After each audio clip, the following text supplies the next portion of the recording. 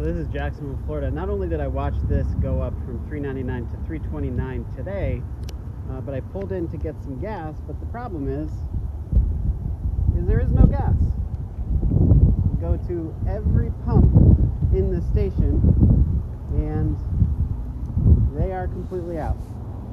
I went inside and I asked the attendant and he said, we're not expecting any anytime soon, quote, because of the war. I drove down the street to another gas station and they were also out of gas. Now look, granted this is a more of a locally owned mom and pop station. I have to assume that some of the larger gas stations in the area would still have gas, but at least in Jacksonville, still relatively cheap according to the national average, but we just don't have any gas to put in the tank.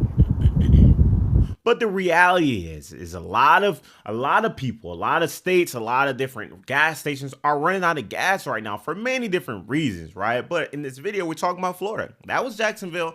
In Miami, you have another gas station that specifically ran out of gas, and a lot of stations around the area are running dry, specifically what the article is saying in this situation, as motorists struggle with higher costs. Now, across the street, the drivers did fill up. They were feeling the pain in their wallet. So basically across the street, you know, they had gas. And if you know anything about supply and demand, that area, that gas station across the street was able to rack up prices, right? Probably even doubling the prices because they had the supply and they were able to capitalize on that. Now, somebody, one of the residents quoted, they said, I used to fill up my car for $25. Now it is $40, right? Another one, they says prices at the pump are becoming unsustainable. Let's dive deeper into it, guys. Here's another gas station that is experiencing pretty much the same exact thing. Let's check this one out. We're at the West Virginia Travel Center, and look, every single pump is out of service. All of them. Is this where it begins?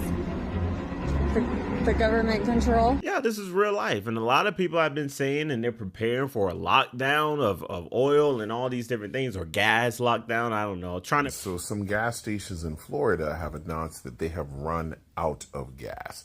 In case y'all don't know, the United States does have a lot of oil, but we produce light oil, and our oil refineries process heavy oil. So we can't even process the oil we're getting out of the ground that we have. We have to send that over to other countries to process because our plants only process the heavy oil, like from Venezuela.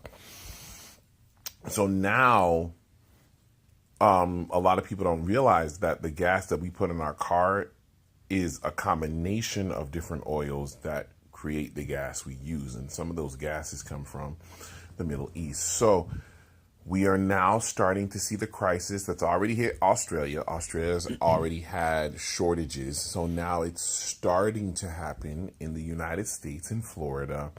And it's going to spread because Donald Trump and Pete Hegseth have yet to actually put in mitigation measures. They never had any mitigation measures ready to go before they decided to strike Iran, knowing that they could very easily close the Strait of Hormuz.